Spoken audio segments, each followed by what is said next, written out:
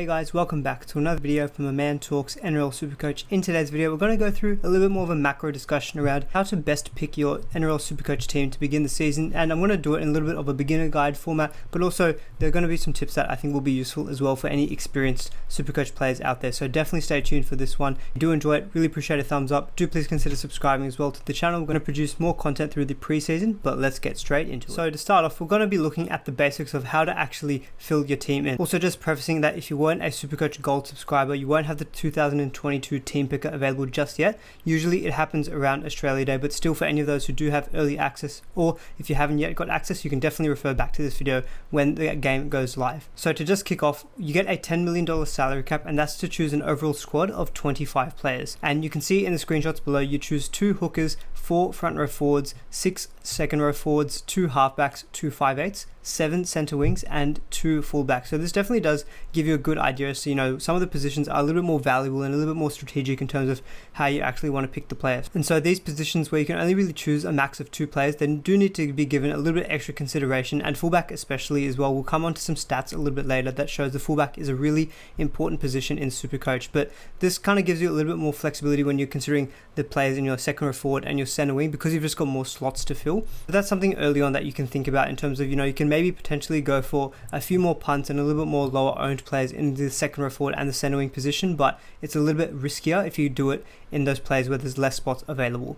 Now, in terms of actually how your team scores points, you have your starting 13 that you select that scores points, and in that you get 1 vice captain and 1 captain. Now your captain gets twice the points, and your vice captain gets twice the points if your captain actually doesn't end up playing. There is something called the vice captain loophole. I'll probably cover that in a separate video because it is something that can get a little bit complicated, and so I'll definitely cover that in a later video when the game is actually open up to everyone.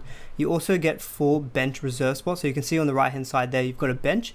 You can choose 4 players there that will also score the same amount of points as your starting 13 will, and you have 8 remaining non-players on the bench. So that's a very early look at what your team is going to look like when you start beginning to tinker around when the game actually goes live. Now this next section is going to be probably geared a little bit more towards beginners, so any kind of, you know, experienced players can definitely skip this to the next section. I'll add chapters as well so you know where to skip ahead to, but for any beginners out there, I thought it'd be useful to go through some terminology that I very often use and you'll hear around when you listen to other content creators and podcasts as well. So starting off with player categories, so we're going to start off with the guns, the mid-rangers, and what we call the cheapies and the cash cows. Now the guns, or what you could also call as the keepers, these are the players who are the most expensive.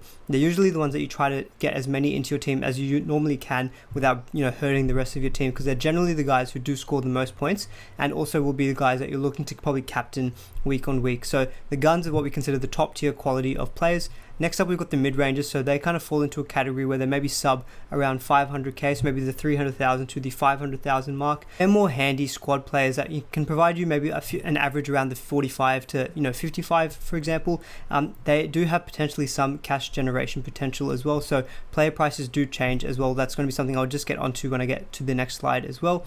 And finally, you've got your cheapies and your cash cows. Now these are generally very important at the beginning of the season because you generally want to increase the overall value of your squad, because then it will enable you later on in the season to be able to afford more guns into your team, and that's obviously going to be the end goal. You want to fill your players with the best players that you possibly can, but you can't afford it at the beginning of the season. So starting off with your cheapies and the cash cows who will increase in price, is going to be an optimal strategy to begin the season.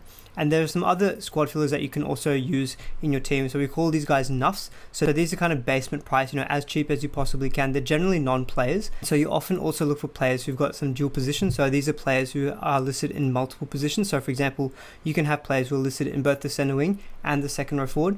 Generally, if you do have a nuff who's a non-player, it's usually optimal to have a dual position player because it just increases your overall squad flexibility when you're making trades during the season. Next up are pods, so I kind of did reference this. So these are lower owned players, so we call this point of difference players.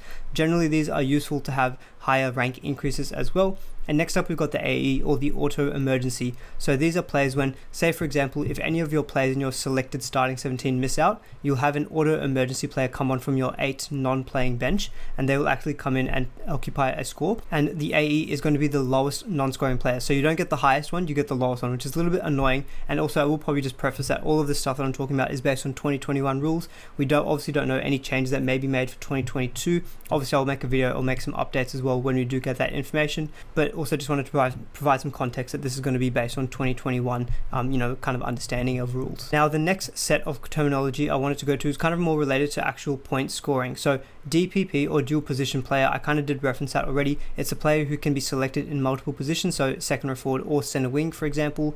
Now, break even is something that's going to be important to know when you're especially looking to think about the team value and cash generation side of things in the game, because the break even is basically the minimum score that a player needs to reach in a certain round to be able to maintain their price. So say, for example, if a player has got a break even of 50 and in that week he then scores 60, he's gone above his break even, and so he will increase in price. The actual algorithm and calculation as to how the price increases is covered by some other stats websites, so we'll put the link for that in the description below. But the break even is something to note, because if you say got a player who's got like a 200 break even, there's a very, very good chance that they're going to not be able to meet that, and they're going to go down in price quite a lot. So the break even is something to think about when you're building your team, and also making trades throughout the season. You want to be picking players who generally have a lower break even at the start of the season to increase your team value. Next up, we've got points per minute, or PPM. So basically this is very simply, how many points does a player score on average per minute. Generally, a high PPM indicates that they've got a good work rate, say if they're a forward, and lower PPM obviously, is vice versa. So they generally maybe don't have as good of an output, they're not as hard of a worker, and PPM is generally a stat that you assign for forwards. The final three categories here, so base stats, power stats, brackets evade, and attacking stats, create and scoring. These are kind of the 3 or 4 different ways that a player can actually earn points. So base stats, when you hear base stats, is basically your bread and butter, your tackles, your hit ups, missed tackles, and general errors and giving penalties away. So these are the general actions through ordinary play, and you kind of consider this the base, or the the floor that a player can get. So generally, say for a forwards, you want to see players that have good base stats, because it generally means that they're not going to give you really any bad scores. They've got a generally quite a good floor. Next up, you've got your power stats, or what we can also call as evade. Now, these are more your power actions, so say like your offloading and your tackle breaks.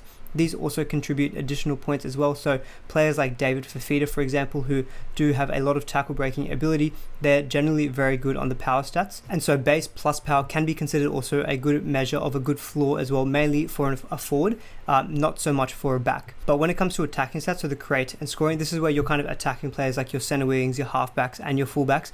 They get the majority of their points from this as well. So, getting tries, try assists, line breaks, line break assists, and also goal kicking.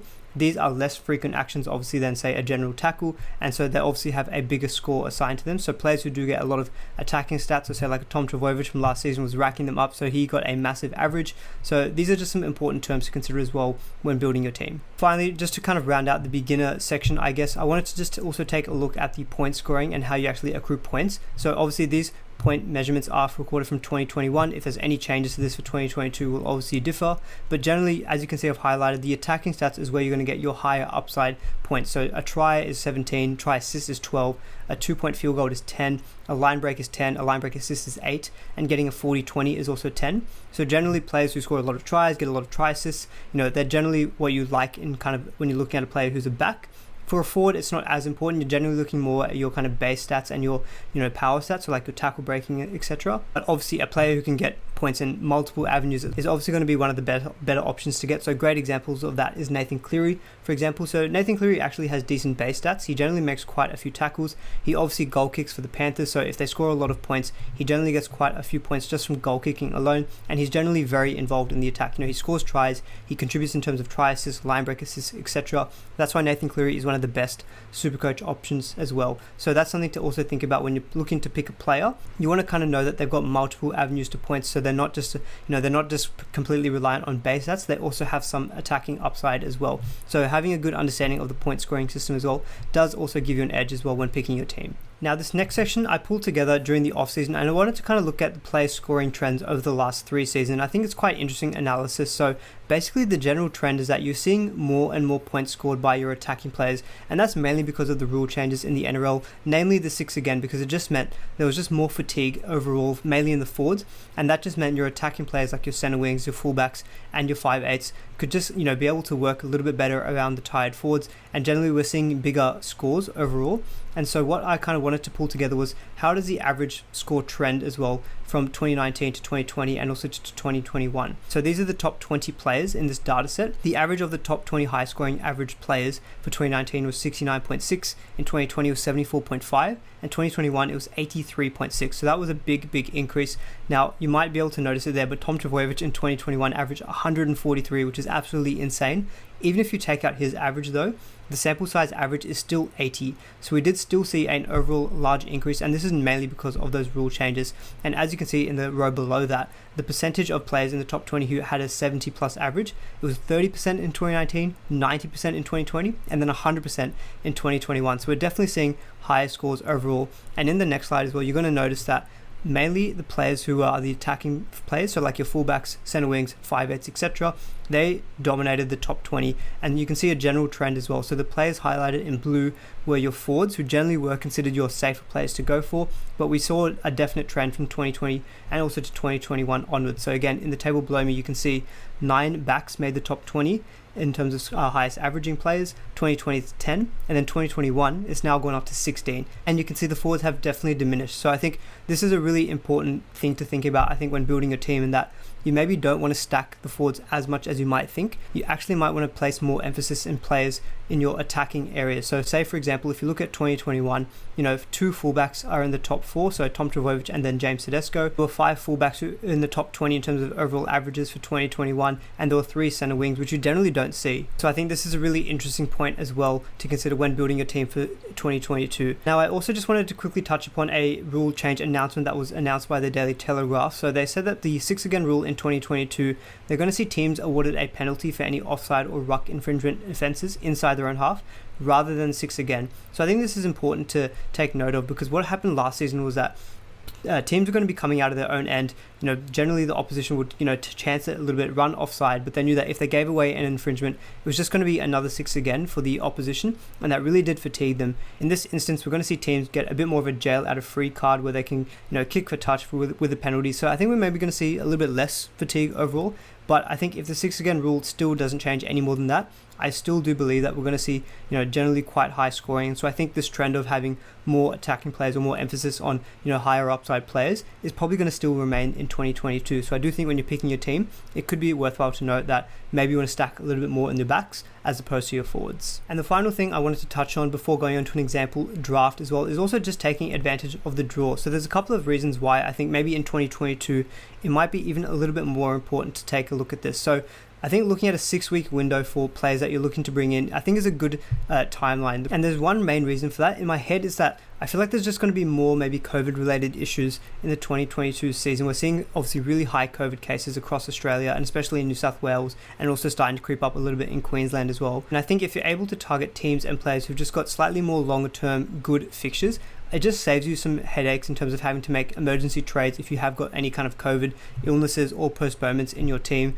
And so I do think taking a look at the draw just a little bit more in 2022 could be a good way of actually building your team. And so if you haven't seen already, I did actually do a more in-depth analysis of teams who have the best draw for the first 6 weeks of the season. So do check that out. I'll leave a link in the description below for that as well. You can see a few teams here do have very nice beginnings to the season. So the Warriors is one team, for example, or the Cowboys. Even the Eels don't have too bad of an early start to the season, as do the Roosters. So I think this is valid in terms of when you're building your team for 2022. And I do think it's also important to potentially also look at maybe having a full 25 playing man roster, mainly because of that COVID postponement. So I think the more active players that you've got and more squad depth overall in your team, it just makes you be a little bit more flexible in terms of not having to trade out players if you can have someone decent enough to bring off the bench, as opposed to having to waste a trade on them. Because as we saw last season, trades are extremely valuable. Now we don't quite know how many trades we're actually going to get for the season so far. Last season it was 37 from memory across the 26 rounds, and so you weren't able to use 2 trades per week as you normally can. And so we'll see how many trades we get this season, but I think looking at the draw, having a good strong depth in your team, I think is going to be really important when picking your team. And so finally, this is probably the part that I think a lot of people might be interested in. I put together a quick draft, and this has not had a lot of thought, to be honest, put into it. I've just wanted to build a bit of a team to give an example as to kind of some of the things that I was talking about in terms of having a good mix of guns, mid-ranges, cash cows, and also having good squad depth overall. And so for reference, this team had around $5,000 in the bank from my 10 million salary cap, so there wasn't much to play around with. But as you can first note, I've got 7 of the kind of gun players. So these are the players that I consider guns because they're over 500k and generally got quite high upside. So you've got like Harry Grant, Payne Haas, Josh Curran, Ryan Madison, Luke Keary, James Tedesco, and Ryan Pappenhausen. Now I think it's just a good mix in that I've tried to go for a gun in almost every position. At the moment I just don't have it in the center, which you could say is a little bit odd because I've just preached about going heavy in the backs, but whatever. I just I wasn't able to put too much thought into the team. You could obviously still put a lot more money into the center wing by taking some money out of your forwards, but I think overall it's a decent mix in terms of having two quality fullbacks, because as I touched on, the fullbacks is a really important position in terms of point scoring, as we saw last season and we're seeing in 2020 as well. So I've gone for two guns in James Tedesco and Ryan Pappenhausen. I've got one gun in Luke Keary in the 5'8 position and also in the hooker position, because hooker is a little bit more niche in that there's only two slots to fill. So I think it's really important to make sure that you've got one home run guy there, and I think Harry Grant is the best option. Obviously I'll get videos later on in the season in terms of who I think are the best picks overall, and so I think 7 guns is a good start in terms of building the team because they're good captaincy options, higher upside, but I don't think it's to the detriment to too much of the rest of the squad. Next I've got 8 mid-range players, so these are the kind of players you'd consider in that kind of 300 to 500k mark. So I've got Stefano Uitoikamanu, Liam Martin, Lukey from the Cowboys, Sean Johnson, Ewan Aiken, Tony Staggs, and also Hastings from the Tigers. So you can see I've got 8 players there, so it's still a relatively even mix in terms of the mid-ranges and the guns. And so I'm hoping with some of these picks, they're steady picks that can give me, in that 45 to 55 average. Obviously, if they get any higher than that, they hopefully should have some cash generation potential as well. And so these are the kind of squad fillers that you need to go with to begin the season. And so this is definitely one of the more niche, I think, difficult parts of Supercoach, because most people generally know who the best players are in terms of the guns. It's about picking the mid-ranges and those cheapies to help you at the beginning of the season is a real challenge. And so obviously as we get closer to the season, we see more preseason lineups, we're going to get a little bit better idea. So at the moment, these players, I have no idea if they're going to be good or not, but there's a few notable names in terms of Tony Staggs, a Sean Johnson, and a Stefano Uitoikamanu, who was very good last season. And so again, trying to be a little bit more even in terms of my mid-ranges and guns split. And finally, I've gone with kind of 10 of the cheapie and cash cows. You'll notice as you start building your team, it's really difficult to fit in a lot of the good options, and you're going to need a lot of these cheap options. So as I mentioned, that's kind of the challenge in terms of identifying who the best ones are. So I've got 9 of the kind of cheapie slash cash cows. So these are guys who aren't basement price. So basement price you can see is Ben Trbojevic in the second screenshot, 188,000. He's what I would call enough. He's a non-player, but he is a dual position player, as I kind of touched on as well. So he's second row forward and center wing. So that overall does help with the squad flexibility, because as you can see in my second row forward, I do have Targo from Penrith, who's a second row forward and center wing as well. So having one in kind of each of the positions just helps you swap things around later in the season. So again, another nice thing to think about when building a team, to have some extra flexibility. But with the 9 cheapies and the cash cows, it's a little bit more unpredictable in terms of how they're going to score, because a lot of them are unknown quantities, but you'd hope that they have some good cash generation and potentially can even reach a gun or keeper status as well. That's something we saw with Payne Haas a couple of seasons back. He started out very cheap and then he just ended up being a gun and a keeper. And so just to kind of summarize, you can see I had a team of 7 guns, 8 mid-ranges and around 10 cheapies. So I'm not going too heavy in any of them, and I think overall that gives the squad a nice balance and some flexibility as well. So that's just an example of trying to take some of those lessons and thoughts that I was discussing earlier in the video and trying to just put it in practice with this team. So there you go, guys. That's my general kind of beginners and also veterans guide in terms of how to pick your Supercoach team for the 2022 season. Obviously, a lot of things can change in terms of any extra rule changes that get announced by the NRL, and also any rule or scoring changes by Supercoach the game itself. So obviously, any of that stuff happens, I'll definitely make some more content and views updating my thoughts on that. So definitely subscribe if you want to stay up to date on that. And if you enjoyed the video, really appreciate a thumbs up. Do please consider subscribing as I mentioned. Hope you all enjoyed the video, and I'll see you all in the next one.